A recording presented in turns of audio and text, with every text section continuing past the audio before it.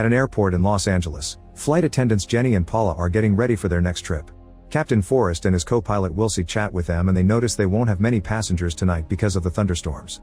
Wilsie also takes some medicine because he isn't feeling well. Then the attendants meet tonight's passengers. George is a teenager who always flies alone and doesn't like to be smothered. Bev has come with her husband Dr. Kingston, whose Parkinson's doesn't allow him to move or speak. Army medic Shyla is nervous about flying while Louise is relaxing with her cat. Niall and Susan are expecting a baby and are quite germophobic, so they clean their seats before sitting, while Forrest and Nika are excited foreigners who don't speak very good English. Henry has brought a cage of hamsters, and when Ralph tries to help him put it in the storage bin, he gets bitten in the process. The cage won't fit, so the flight attendants force Henry to send it to the cargo hold. Businessman Preston keeps sneezing, apparently sick with the same thing Wilsie has. As the plane finally takes off, Jenny has to remind Niall to hang up his phone, and when he refuses, Henry forces him to. Both men get angry and argue, so Jenny sends them back to their seats by reminding they could be arrested when they land if they don't behave. Afterward, Henry flirts with Jenny, telling her about his PhD and making a comment about the sorry state of society's manners. Moments later, Henry is watching the news and learns that the Center for Disease Control, or CDC, has surrounded an apartment building in Los Angeles. Meanwhile, Ralph isn't feeling well and asks for water while staring at the wound on his thumb. Jenny notices he's sitting in a weird position, and when she checks on him, he suddenly pukes all over her. His mouth is foaming as he demands to get off, so the flight attendants try their best to take care of him. Nobody notices the cat sneaking around and eating some puke off the floor. Jenny leaves the guy with Paula and goes to clean all the puke off her body, but at that moment Ralph runs down the corridor and pushes her down. He starts pounding on the cockpit door, asking for the plane to stop, so Wilsie follows protocol and locks the door while Forrest warns ground control of the situation. Henry tries to stop Ralph, but he's easily overpowered, and the same happens to George. Then Preston, George, Paula, and Shyla team up with Henry to hold Ralph and eventually knock him out. Using plastic restraints, they tie up his wrists. Afterward, Shyla checks nobody was injured while Jenny freaks out in private, telling Paula how she failed to be useful in an emergency. At that moment, Forrest announces he's been given orders to land and sends everyone to their seats. The plane shakes a lot as it goes down, and the attendants teach everyone to keep their heads down. Ralph's body keeps sliding and bumping his head, so Jenny and Paula have to make an effort to move him to a seat. While Paul struggles with the seatbelt, Ralph wakes up with red eyes and bites her nose, severely injuring her. Then Ralph goes crazy, and once again the passengers have to team up to push him into the bathroom, locking him up.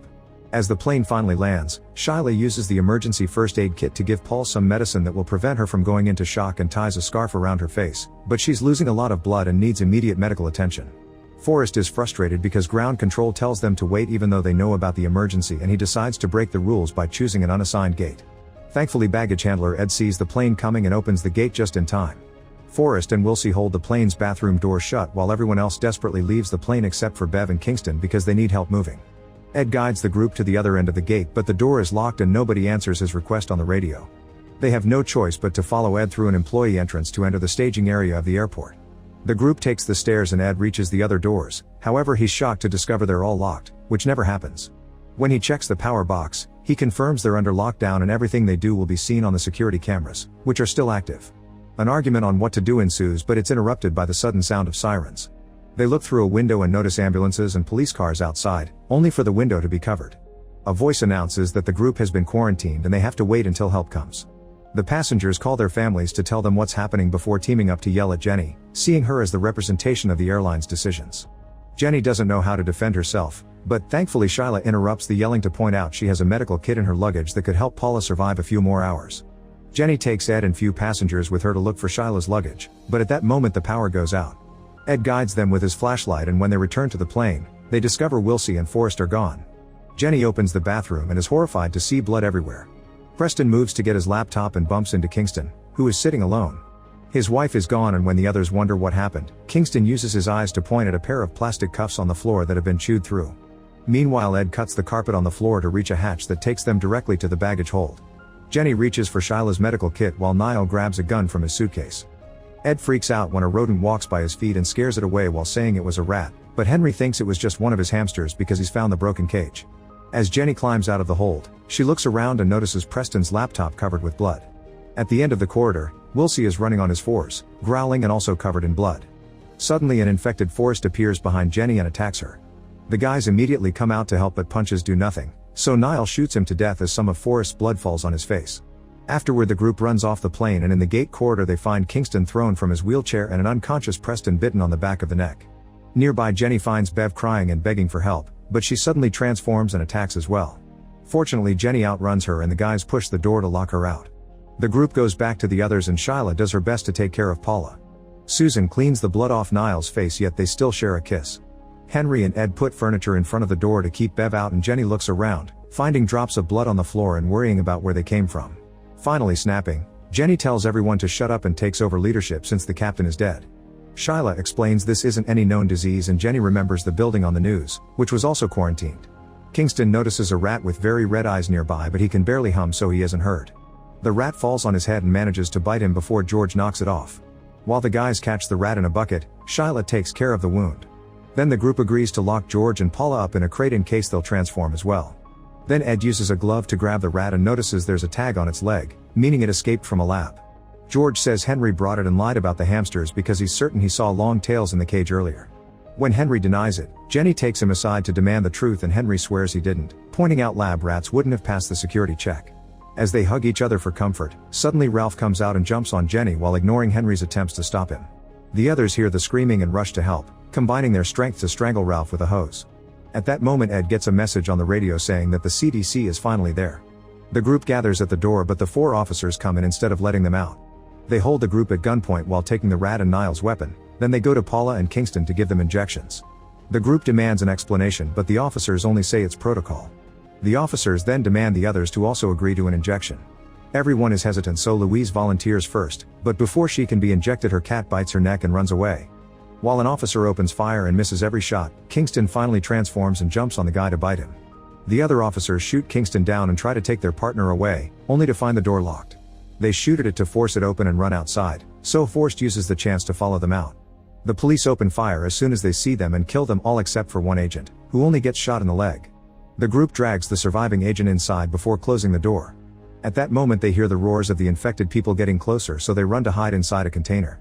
Susan stops when she notices Niall foaming at the mouth, so the others have to drag her in as they explain he's infected as well.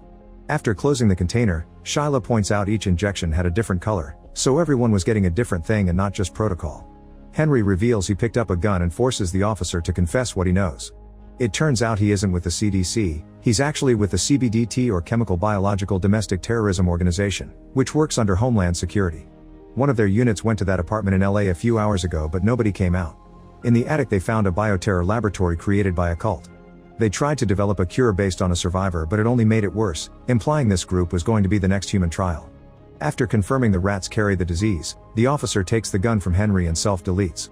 Nika has a breakdown while Ed remembers this terminal often gets flooded because of an old drainage tunnel, meaning they could escape through it if they find it. Suddenly Wilsey appears on an opening on top of the container and grabs Ed's hand, so Henry tries to shoot him only to discover he has no bullets. Ed tells George to push a button that lifts the container and crushes Wilsey against a beam.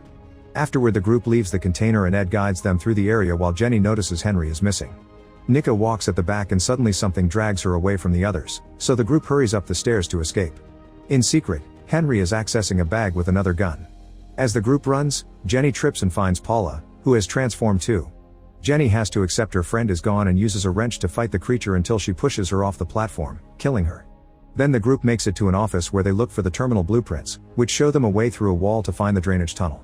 Meanwhile, George reveals he stole Henry's bag and inside he finds suspicious documents recording lab experiments, not to mention a mysterious box.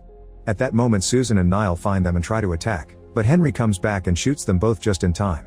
Ed notices that Henry was bitten and George uses the chance to open the box, revealing a bunch of medicine and a syringe. Henry finally admits he did bring the rats and explains he's part of the cult mentioned by the officer. Their goal is to clean the planet from humans, who keep growing more violent and destructive every day.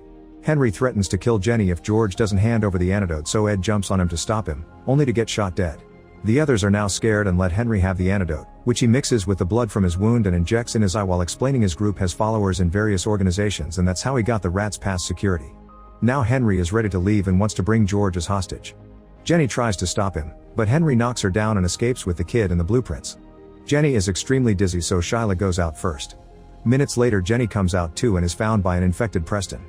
A chase ensues and Preston almost grabs her, so Jenny has to kick him off. Then she lures him into a machine and bashes his head with a hatch lid until he's dead. Afterward, she continues to search for George and has to take a different route when she sees a transformed Nika standing nearby. Going into another room, she bumps into Shyla, who has retrieved the officer's thermal goggles. She puts them on Jenny and reveals she's been bitten, so she asks Jenny to go after George while she buys her some time. Shyla goes back to the main room and talks loudly to get the attention of the remaining infected people, who immediately jump on her to kill her. Jenny finds a hole in the wall that Henry opened to go after the tunnel, and when she's about to get in, she's grabbed by Louise. Using the wrench, she hits Louise until she knocks her down. Then Jenny walks through the section between walls, noticing blood drops on the ground thanks to the goggles. She gets scared when she sees some animals, but they're just mice and not the lab rats. Following the blood trail, Jenny finds the blueprints in Henry's shirt next to a ladder that goes into the drainage tunnel. She looks down and finds George, who explains the antidote didn't work and Henry has transformed too. Ignoring George's warnings, Jenny goes down and notices some blood falling on her goggles. Suddenly Henry appears and attacks her, making her drop the goggles before he starts throwing her around. While Jenny tries her best to hold him back, George puts on the goggles and grabs the gun, shooting Henry down. Now free, Jenny takes back the goggles and uses the wrench to finish Henry off with a blow to the head. At that moment huge flames appear down the hatch, meaning the teams outside are burning down the terminal. The exit is unfortunately blocked, but Jenny finds a baggage tunnel and kicks down the lid. George is too scared to go down there, so Jenny gives him the goggles and allows him to go first for safety. As they hear explosions going off outside, the duo moves as fast as they can. However, Jenny soon begins getting tired and realizes she's infected. George turns around and notices her puking, yet he refuses to leave without her. Jenny agrees to keep on following him just for his sake. Eventually they find the exit, which is blocked by bars. George manages to simply walk through them, and when he turns around again, a transformed Jenny reaches through the bars to attack him. Thankfully she's too big to come through and George gets free by taking off his jacket. Afterward George finally gets to escape from the airport.